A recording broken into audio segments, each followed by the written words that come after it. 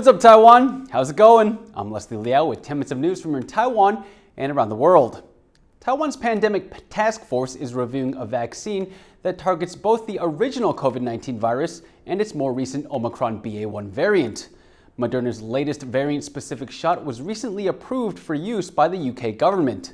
Taiwan's Central Epidemic Command Center says the vaccine is being considered for emergency use authorization and could be imported next month if approved. Taiwan has a high rate of COVID-19 vaccination. Over 70% of the public has received a booster shot. Taiwan is further relaxing its 3+4 days of quarantine for inbound arrivals starting in September. From next month, multiple people can stay in the same household for the final 4 days of isolation as long as they each have a room with a separate bathroom. Currently, home quarantine is limited to one person per household. Rules for the first 3 days of quarantine will remain unchanged. 一人一室的状况下，尽量还是要遵守这个防疫的规则，不要跟家人这个接触，共餐，避免把这个病毒传染给家人。 The northern port city of Keelung, one of the rainiest places in Taiwan, is facing a drought. It has not rained in Keelung since August 2nd, and Taiwan's Central Weather Bureau says another downpour is not expected until next month. The reservoir supplying water to Keelung is at half capacity, just enough to last 2 months. The city's mayor is calling on residents to conserve water. 7月份到8月份，整个东北角地区几乎是完全没有降雨，也造成今年这个地区的一个供水量大幅的一个减少。 Taiwan is home to one of Asia's rarest damselflies, the 4-spot midget.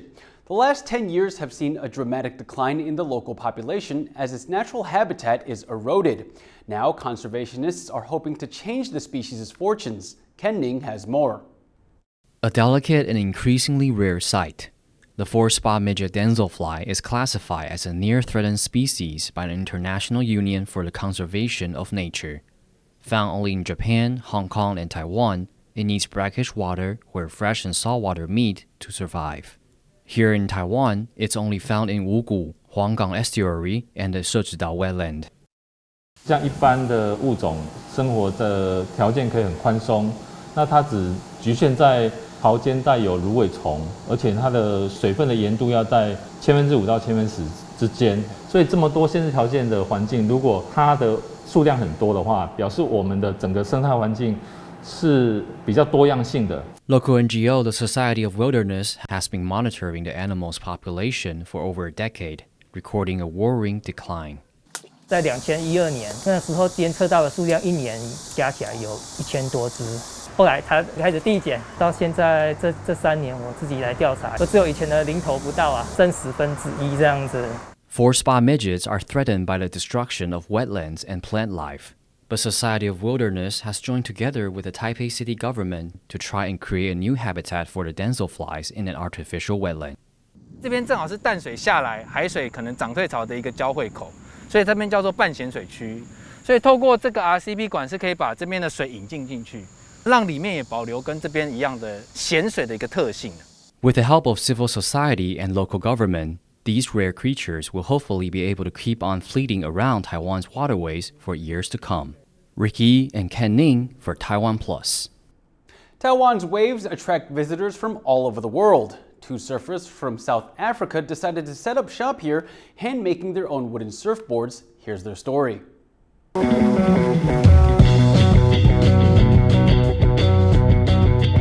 It's really difficult to describe the feeling of riding a wave. It's something 100% dynamic. There's a saying among surfers, only a surfer knows the feeling.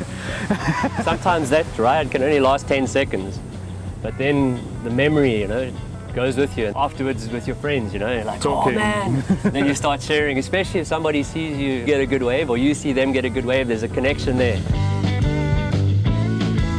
Durban's a beach city. People call it Surf City in South Africa. When I was living there, basically I started surfing every day because it's awesome.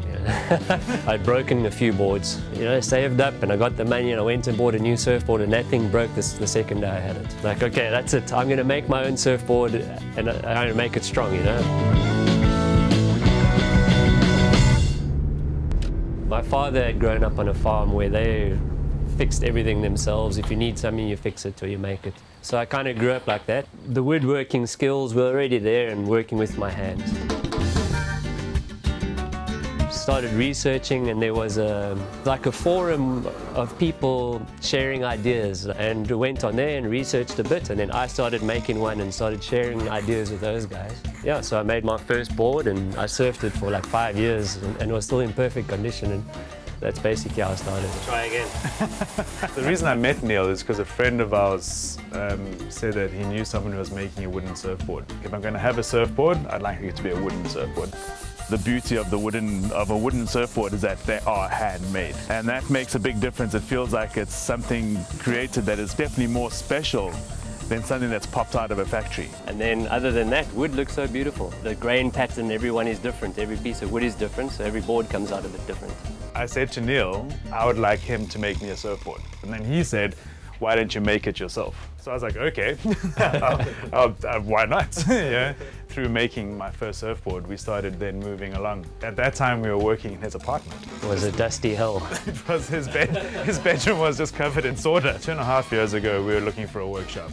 So we thought, like, where are we going to move the workshop to? And then Neil was like, why don't we just move it to Dongao? Because we spend a lot of time here anyway, and it's closer to the ocean. It was at least a year after we'd been here. The rent had gone up a bit, and then we were like, well, there's this way to, people can come here and stay and pay money. This place is called Big Rock Candy Mountain, and the name comes from a song, and the song kind of has the same feeling of freedom and that spirit that we enjoy. These are the other guest rooms. We use these kind of things, you know, found objects to make lampshade. We like the reuse idea, you know. Which we collect from other people or just from the side of the street. We made this for ourselves. So we made it comfortable how we feel comfortable. And we've basically just opened up our space for people to come and enjoy with us. There's the library. Greg Knoll, he was a famous big wave surfer, and he also shaped a lot of boards, you know. He was like one of the early pioneers of different shapes. We look in here and try to get inspiration for our boards. We enjoy the soul side of surfing, you know, so we like to draw out of the history and keep some of the spirit of the past, the 60s style, you know. I would love this to be permanent. Like this Every is day. where I would like to be every day. Farmers' trees are full of fruit, the barns are full of hay. All bound to go where Unfortunately, Big change coming yeah, here. there's a big change coming. We're not going to have this place anymore. The landlord wants it back. We've always said this place is our university, where we learn how to build things and how to get water from the mountain. Now we're thinking of taking it to the next level. We want to buy our own property. Buy a piece of land. Make it permanent. This place is finished okay, so what do? We love the lifestyle. So we're not willing to give it up. In fact, now we want to try to push it a bit more. Before we leave you today, some images from this year's Taiwan International Balloon Festival, which attracted more than 1.2 million people before it wrapped up on Monday. Over 30 hot air balloons took to the sky starting July 2nd in the southeastern county of Taitung. Some 20 of them were international participants. Two of the most recognizable characters were the Taiwan Tourism Bureau's mascot Obear and a balloon from the United States in the shape of Elvis Presley.